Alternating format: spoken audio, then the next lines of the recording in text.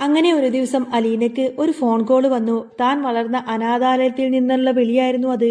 മോളെ അലീനെ, നിന്നെ കണ്ടിട്ട് എത്ര നാളായി, നിനക്കിങ്ങോട്ടേക്കൊന്നും വരാൻ തോന്നിയില്ലല്ലോ എന്ന സ്നേഹപൂർണമായ പരാതിക്ക് മറുപടി പറയുമ്പോൾ അലീനയുടെ മനസ്സിൽ പഴയ ഓർമ്മകളൊക്കെ തികട്ടി വന്നു.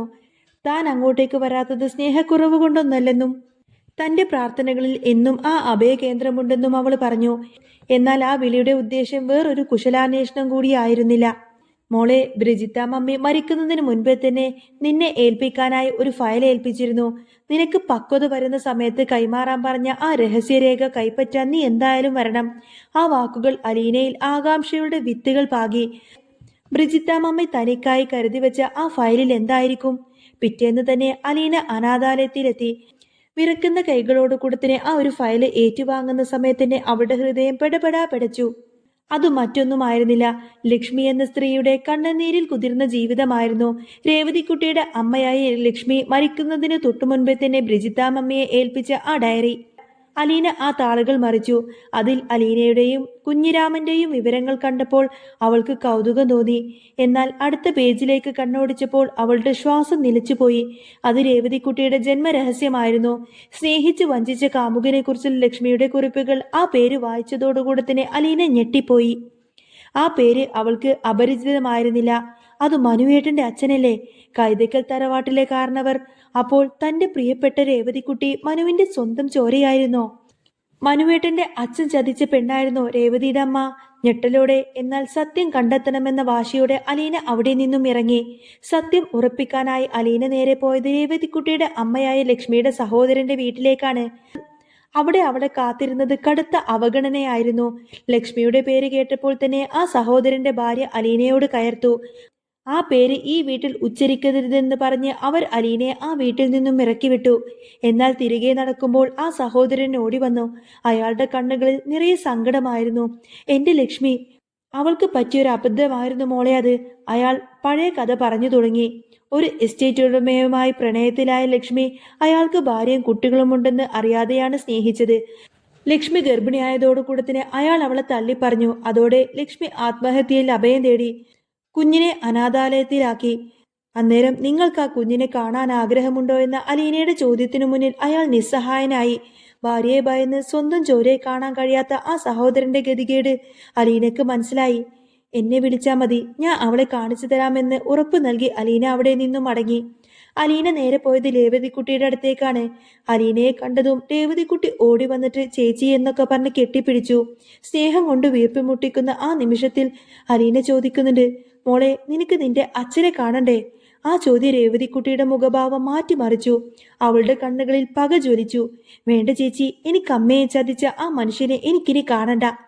കണ്ട ഞാൻ അയാളെ ചിലപ്പോൾ കൊന്നുപോകും. അയാളെ എനിക്ക് അച്ഛനായി അംഗീകരിക്കാൻ കഴിയില്ല ചേച്ചി. രേവതിക്കുട്ടിയുടെ വാക്കുകളിലെ തീവ്രത അലീനയെ ഭയപ്പെടുത്തി. സത്യം ഇപ്പോൾ പറയുന്നത് അപകടമാണെന്ന് അവൾ തിരിച്ചറിഞ്ഞു. കൈതിക്കൽ ശിവപ്രസാദാണ് തന്റെ അച്ഛനെന്നറിഞ്ഞാൽ രേവതിക്കുട്ടി ചിലപ്പോൾ പൊട്ടിത്തെറിച്ചേക്കാം. അലീനയുടെ അടുത്ത ലക്ഷ്യം കൈതക്കൽ തറവാടായിരുന്നു. അവിടെ എത്തിയപ്പോൾ ശിവപ്രസാദിന്റെ ഭാര്യ കമല പരിഹാസത്തോടെയും ദേഷ്യത്തോടെയും അവളെ തടഞ്ഞു. നീ എന്തിനാണ് ഇങ്ങോട്ടേക്ക് വന്നത്? ഇവിടുത്തെ സമാധാനം കൂടെ കളയാൻ വേണ്ടിയിട്ടോ? കമലയുടെ ശകാരങ്ങൾക്കൊന്നും ചെവി കൊടുക്കാതെ അലീന നേരെ ശിവപ്രസാദിനെ കാണണമെന്ന് പറഞ്ഞ് വാശി പിടിച്ചു. ശിവപ്രസാദ് പുറത്തേക്ക് വന്നു.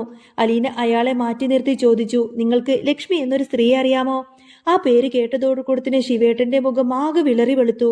അയാൾ വിയർക്കാൻ തുടങ്ങി. ആദ്യം നിഷേധിക്കാൻ ശ്രമിച്ചെങ്കിലും അലീനയുടെ ചോദ്യങ്ങൾക്ക് മുന്നിൽ അയാൾക്ക് പിടിച്ചു നിൽക്കാൻ കഴിഞ്ഞില്ല. ലക്ഷ്മി ഇപ്പോൾ എവിടെയുണ്ട് എന്ന അയാളുടെ ചോദ്യത്തിന് അവർ മരിച്ചുപോയി, പക്ഷേ അവർക്ക് നിങ്ങളിലുണ്ടായ മകൾ ഇപ്പോഴും ജീവിച്ചിരിക്കുന്നുണ്ട് എന്ന അലീന മറുപടി നൽകി. അതൊരു വലിയ തിരിച്ചറിവായിരുന്നു ശിവപ്രസാദിന്. തനിക്ക് സ്നേഹം തന്ന ലക്ഷ്മിയുടെ മകൾ, അതെ, തന്റെ മകൾ, എന്റെ രക്തത്തിൽ പിറന്ന എന്റെ മകളെ എനിക്കൊന്ന് കാണണം. അവൾ എവിടെയാണ്? അയാൾ യാചിച്ചു. പക്ഷേ അലീനയുടെ പ്രതികരണം രൂക്ഷമായിരുന്നു. ഒരു പാവം പെണ്ണിനെ പിച്ചി ചീന്തി അവളുടെ ജീവിതം പോലും നശിപ്പിച്ചിട്ടിപ്പോൾ മകളെ അന്വേഷിക്കാൻ നിങ്ങൾക്ക് നാണമില്ലേ? അവൾ അയാളുടെ മുഖത്തു നോക്കി തന്നെ ചോദിച്ചു. കമലയുടെ സംശയദൃഷ്ടിക്ക് മുന്നിൽ പതറി നിൽക്കുമ്പോഴും ശിവപ്രസാദ് അലീനയോട് കെഞ്ചി, എനിക്ക് അവളെ കണ്ട് മാപ്പ് പറയണം അലീന.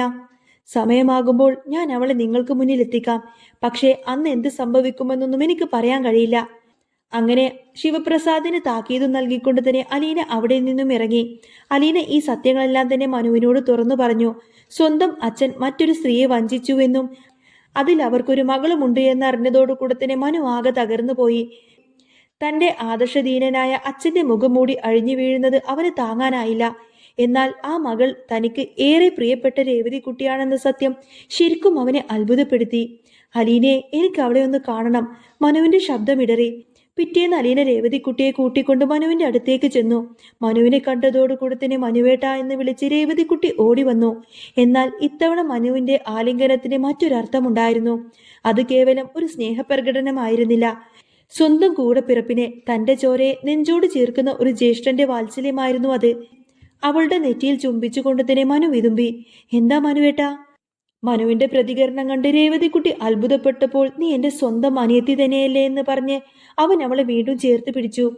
സത്യമറിയാതെ രേവതിക്കുട്ടി നിൽക്കുമ്പോൾ എല്ലാം അറിഞ്ഞുകൊണ്ട് തന്നെ അലീന ആ കാഴ്ച കണ്ണു നിറഞ്ഞ് കണ്ടു നിന്നു. അച്ഛൻ ഉപേക്ഷിച്ചെങ്കിലും സ്നേഹനിധിയായ ഒരു ഏട്ടനെ അവൾക്ക് ലഭിച്ചല്ലോ. വിധിയുടെ വിചിത്രമായ വഴികളിലൂടെ അവർ ഒന്നിക്കുന്നതും കണ്ട് അലീന സംതൃപ്തിയോടെ നോക്കി നിന്നു. പിന്നീട് ഒരിക്കൽ അലീന തന്നെ രേവതിക്കുട്ടിയോട് സത്യമെല്ലാം തന്നെ തുറന്നു പറയും. രേവതിക്കുട്ടിയുടെ അച്ഛൻ ആരാണെന്ന് അറിഞ്ഞതോടുകൂടി തന്നെ പിന്നീട് രേവതിക്കുട്ടിയുടെ പ്രതികരണം എന്താണെന്ന് നമുക്ക് കാത്തിരുന്ന് കാണാം. അപ്പോൾ നിങ്ങൾക്ക് ഈ ഒരു ചാനൽ ഇഷ്ടമാവുകയാണെങ്കിൽ സബ്സ്ക്രൈബ് ചെയ്യാനും സപ്പോർട്ട് ചെയ്യാനും മറക്കല്ലേ.